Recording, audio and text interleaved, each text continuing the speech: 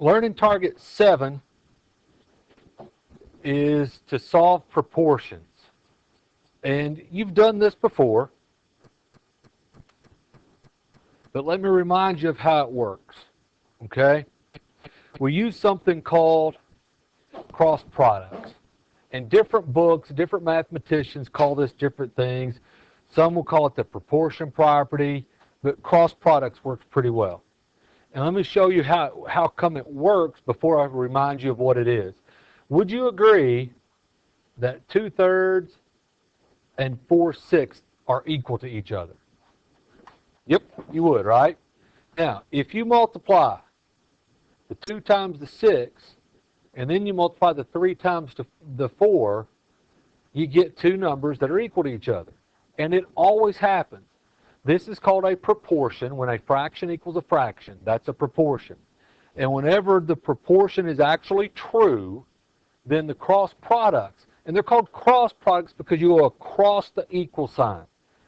Okay? The cross products will always be equal. So the way you've probably seen this written in the past is something like this. A over B equals C over D, and then they would multiply A times D, and then B times C, and they tell you that's always going to be the case. And it is. All right? But there's a reason it works, and it's because of what we did up here. Now, please do not confuse this with regular multiplication with fractions. 2/3 equals 4/6 is not the same thing as 2/3 times 4/6. In that case, you would multiply the numerators together and get 8, the denominators together and get 18, and then you would start simplifying it. So I could divide out a 2 and make that 4/9. That's a completely different problem. And that's why you won't hear me say cross multiply. Because when you hear multiply, you tend to think of this, and that's not what I'm talking about. Okay? I'm talking about this, which is where you use cross products. So, cross products to solve a proportion. What's a proportion? Two fractions that are equal to each other. It could actually even be 3 fractions or 4 fractions equal to each other, but we can only work with 2 fractions at a time. So 2 fractions equal to each other, that's a proportion, and that's how we work. Let's do some examples. Okay?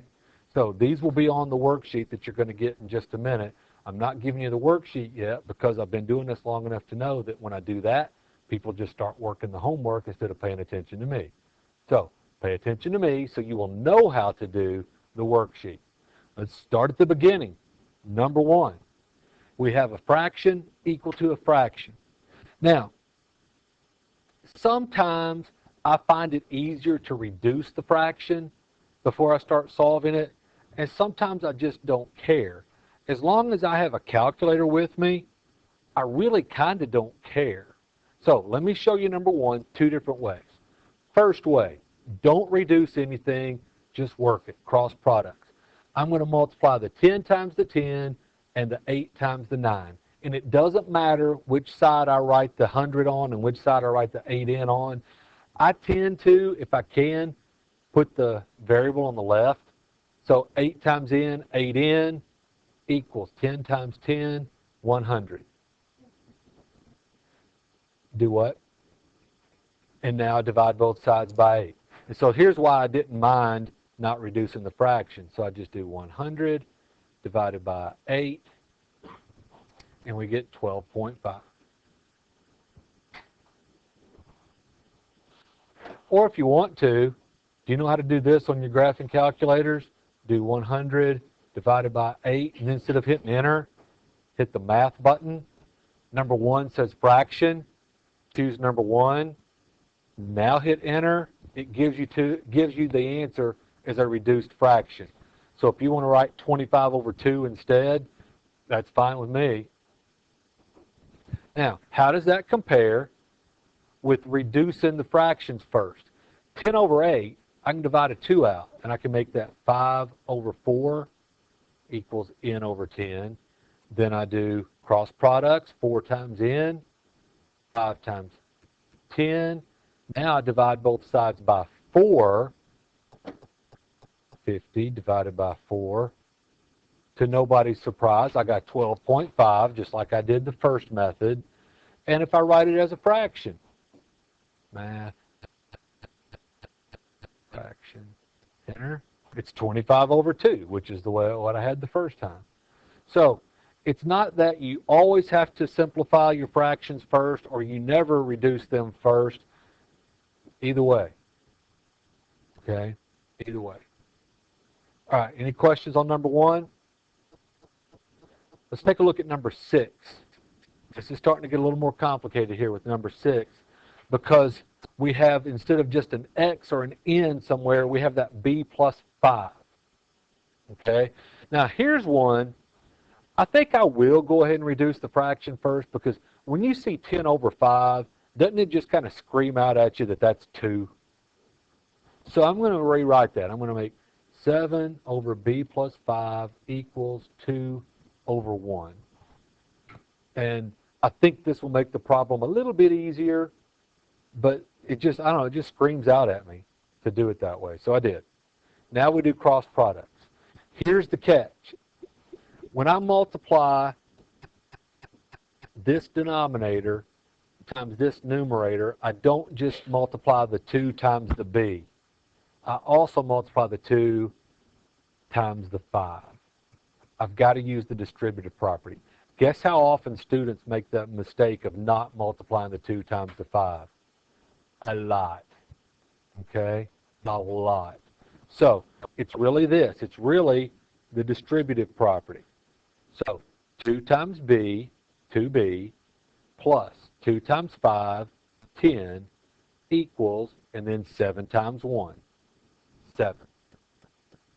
So that's the way that one needs to work. Then we just solve it like we always do. Okay? At this point, we no longer have a fraction. We just solve. So let's subtract 10 from both sides. 7 minus 10 is negative 3. So divide both sides by 2. Either call it negative 3 halves or call it negative 1.5. I don't care which you call it. You don't even have to do both like I did. One or the other.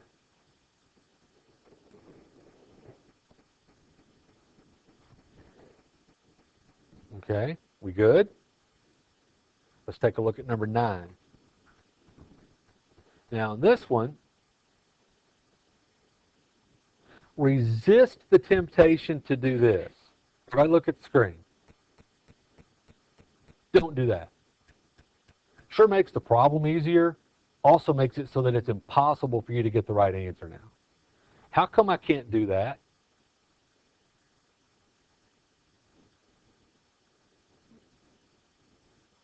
Yeah, I did something that most people call cancel, and you'll never hear me say that, just like you won't hear me say cross multiply, because cancel implies that if I see a 9, I can start dividing it out.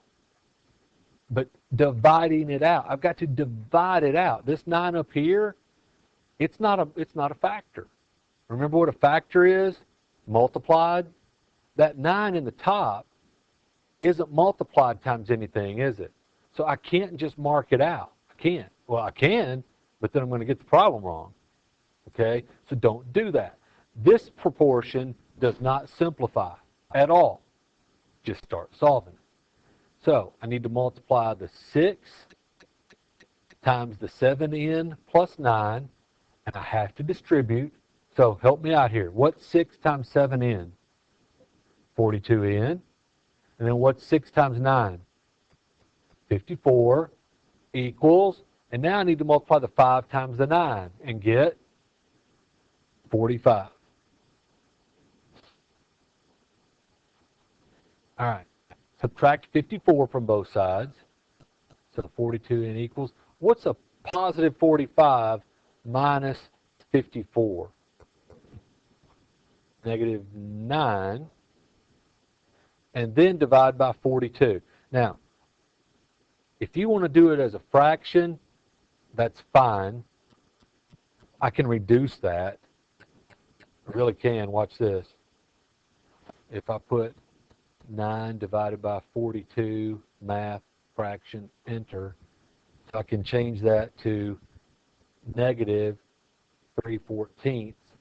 Or, since we're doing decimals for some of these other questions, if you want to do 3 divided by 14, now it's going to be negative, isn't it? For today, let's at least go to the hundredths. Give me at least 2 digits before you round it. So we could call that negative 0.21. Okay? So I'd really rather have the fraction or even the non-reduced fraction than a decimal that never stops and never repeats. But I'll take the decimal if that's what you want to do. So far, so good? Let's see, what else is on here? Let's do number 20. Oops. All right, on this one. Nothing's going to simplify. Don't do this, for heaven's sake, because now there's no variable. Okay? Made the problem easier, but don't do that. All right, let's see here. It doesn't really matter which way I do the cross products. I'm going to have an n on each side no matter what, aren't I? So I'm going to do this first. I'm going to do n minus 7 times 9. Distribute the 9. 9 times n, 9n. What's 9 times negative 7? Negative 63. On the other side then, multiply the n minus 6 times the 2. Distribute the 2. 2 times n, 2n, 2 times negative 6, negative 12. All right. Now, we have an n on each side. I don't like that. Subtract 2n. 9n minus 2n is 7n. Copy down everything else. Add 63. So what's a positive 63 minus 12? 51. Now, I don't think 7 is going to divide evenly into 51. Do you? It's going to be 7.3-ish. Let's see what it actually. Okay. 7 divided by 51. So if you want to call that, nope, 51 divided by 7. 51 divided by 7. So if you want to call that actually let's call it 7.29, right? The 5, remember how rounding goes? The 5 tells you to round the 8 up to a 9, okay, if that's where you're going to round it. Or just give it to me as 51 sevenths. That's fine too. Any questions on proportions?